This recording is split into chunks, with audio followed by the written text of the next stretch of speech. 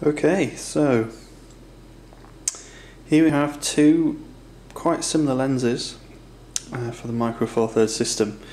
Up until recently, if you wanted a kind of pro level standard zoom lens, this was what you would buy. The Panasonic 12 to 35mm, so that's a 24 to 70 in 35mm terms. f2.8 throughout the zoom range. Nice lens. Can't disagree. Nothing wrong with it at all. Nice solid metal construction. It has the image stabilisation built into the lens, so useful for the Panasonic bodies, but I don't really use Panasonic bodies, so that's not a huge plus for me personally. The styling is kind of fairly typical of the Panasonic lenses and bodies. You get this X branding, which I think is supposed to show it's kind of pro or better in some way. Don't particularly like it that much from that point of view, but I don't really like most of the Panasonic styling, to be honest, so that's no great surprise. Comes with the front and rear lens caps, obviously. This petal hood, which is on there reversed at the moment, and the little Lumix bag that you get with some of the, or quite a few I think, of the Olympus lenses, not necessarily all of them, but certainly the more expensive ones anyway. And the packaging, pretty bog standard, just like all the Olympus, Panasonic lenses really. Yeah, not particularly exciting at all. I bought this lens a few weeks ago on eBay just because it was going relatively cheap as I buy it now, and the guy also had make an offer underneath, so I made him a silly offer, or what I thought was a reasonably silly offer. He notched up the price a bit off that, but not a huge amount, so I made him another offer in the middle of the two, and he accepted. So still a silly amount of money for a lens, but I think it was pretty cheap. The lens I really wanted, however, was this one. This is effectively the, well, I was going to say the kit lens for the OMD EM1, but that's not really strictly true. You can buy the EM1 with a with the 12 to 50, I think, that the EM5 used to come with, or still does, and possibly even a standard 14 to 42 kind of bog standard zoom as well. However, this is the one the kind of pro lens that launched with the EM1, and it's really nice. A similar lens. It's obviously competing directly against this. However, it is a 12 to 40, so a 24 to 80 equivalent. So that kind of effective extra, well, 5mm, but 10 in 35mm terms, really does give you an extra bit of reach. And I'm not really used to using these kind of standard lenses. I say standard, I mean like the kind of typical pro zoom lenses. And everyone says, like, you know, the 24 to 70 Canon or whatever on your 5D Mark III, blah blah blah. That's this is the lens to have. However, I was a bit disappointed that, to me, the 35mm end just didn't seem quite close enough for a lot of use. So I think having that extra 5mm will actually make quite a big difference. Now, usually with Olympus, you get just the lens caps, no hood. Usually they have included the hood, and so they damn well should, especially at this price. That clips on, and you have to unclip it with these two buttons on either side. It's a solid feeling lens. It's bigger.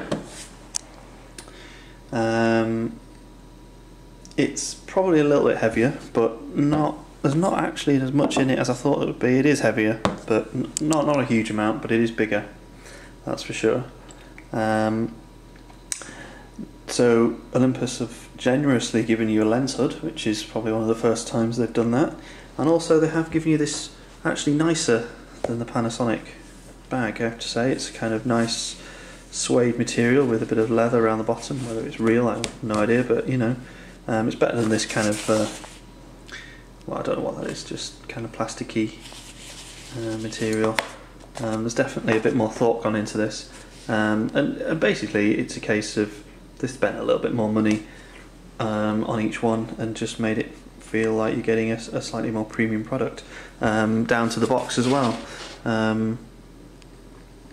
This new sort of pro packaging, the EM1 seems to come in similar packaging, and it's very nice. I mean, it's not that crazy. I mean, these sleeves come off, and then it's really, once you get it open, it's just another box really. But definitely some attention has gone into it. You know, the box itself is this kind of similar black colour. I mean, once you get the actual box open inside, it's no Apple kind of style packaging or anything inside, but obviously some thought has gone into this, and you know, no one's going to buy it for the box, obviously, or the packaging, but I think it just gives, when you have bought it and you're opening it with that sinking stomach in your feeling of should I really have spent this much, then you know, I think it just helps to reassure you that, you know, yes, I've bought a premium product here, and here's the packaging and the bits and pieces to prove it. So why have I bought this? Well, I don't know. In the UK, the list price is £900 for that lens, which is astronomical. I looked on Amazon and just happened to see it for, I think it's around 715 or 720 or possibly 725-ish. Which I thought was a reasonable discount off something that is quite highly sought after and reasonably new. That, coupled with the fact that I had some Amazon vouchers that I'd had for a little while, meant I got 50 odd quid off that. Well, effectively, to me anyway. And the other possible rebate is the fact that I've been on some Olympus experience days, and you do get a £50 discount voucher to buy some Olympus cameras or accessories. However, this lens isn't on the list, and I don't actually have the voucher from my most recent experience, as it were. So I'm going to email them about that and say, one, how do I get the voucher? Two, does this lens count? Because I kind of get the impression it's just a little bit of an oversight in the fact that they haven't updated the website, but you never know. So that might possibly be another £50 off, in which case I'll have paid, if you kind of negate the money that, if you kind of take off the fact that I got the £50 odd pounds vouchers already applied, so I actually paid in cash like £6.70 something. I could get that down to £6.20. That is beginning to approach the realms of respectability, I suppose. The other reason is that basically this cost me £465, which is a bit of a bargain, and ultimately I can sell that for hopefully around 600 on eBay, hopefully today, and therefore it hasn't really cost me much to upgrade, as it were, if you can count it as an upgrade.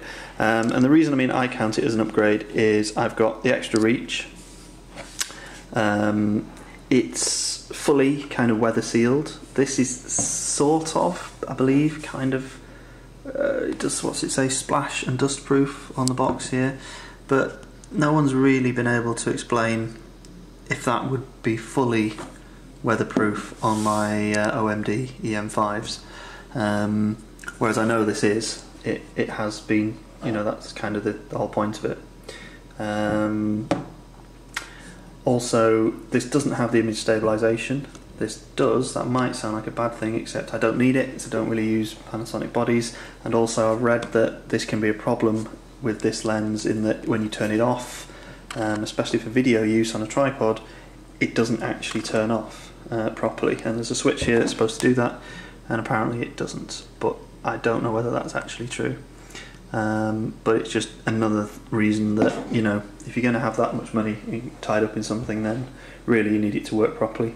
Another reason, silly reason, but this has a function button on the lens which you can program the camera to do what you like. So that's just, it's really, really nice because you get like an extra function there, which I've already got some ideas of how I'll use that.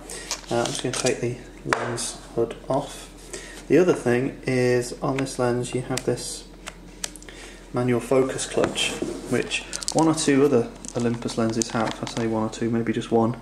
And basically you pull that back and you get a really nice manual focus ring, which like that, and it stops at either end, and so it feels like a really true manual focus. Now, I'm not actually sure that is a true manual focus. I think it is just basically a switch to tell the camera to use manual focus, and it just happens to have a stop at either end. And it does mention in the manual that the distance scale, the distances marked are approximate. So I have a feeling this is still focused by wire, just done quite well, and it does feel indistinguishable really from a proper manual focus lens. And I think it does also mention that as you flip backwards and forwards, the focus point may not stay at the same point in focus, which also makes me think it isn't real. But it's a really, really nice feature to have. You know, you can set this button to magnify, press it, zoom in automatically in the EVF, and then tweak your focus and hit the trigger, hit the shutter. So really, really nice. And also the other reason is really, I guess I just prefer the Olympus stuff. Stupid reason, but I just do. And also, I guess, because of what I paid for it, I can probably make that back if I really need to, if I decide that this is madness. So effectively, obviously, make a profit on that to offset the cost of this.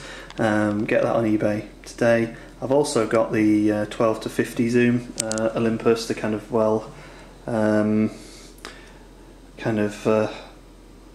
not particularly well respected zoom, kind of kit zoom from the EM5, which I bought just because it had a macro. I didn't have it with any of my cameras, but originally, but I just bought it as a quick fix to have a macro lens for something I was doing. I'd love to keep it for that, but it just isn't worth keeping for the sake of that. This also has a closer minimum focus distance than this, so people have kind of said it's not macro, but it's not bad. I think kind of 20 centimeters, something like that, which isn't brilliant, but it's not too bad.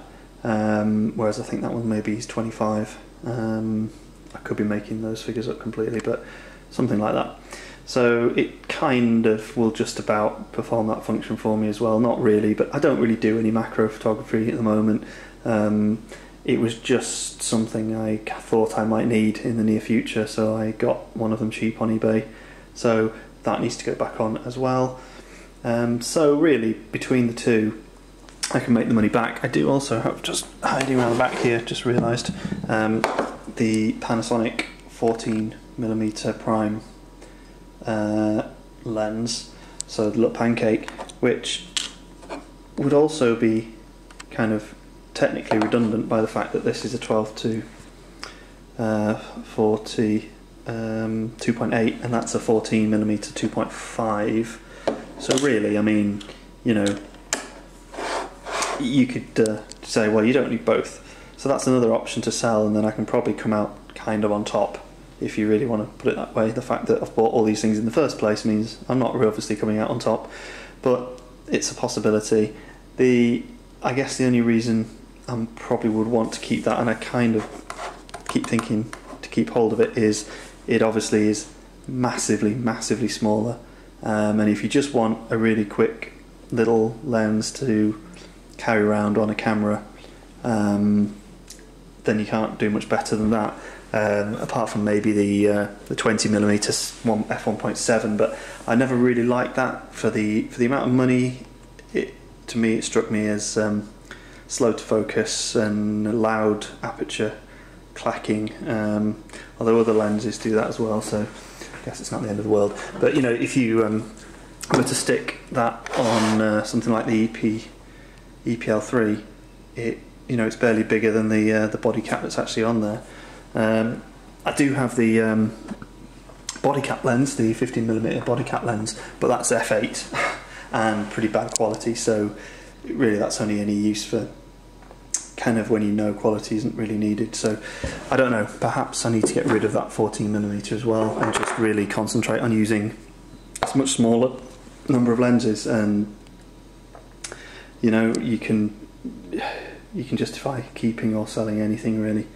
One thing I haven't talked about is the respective image qualities of these two lenses, and that's mainly because I don't really know and I'm not qualified to give an answer. From what I've read, there's not much in it. They're both brilliant.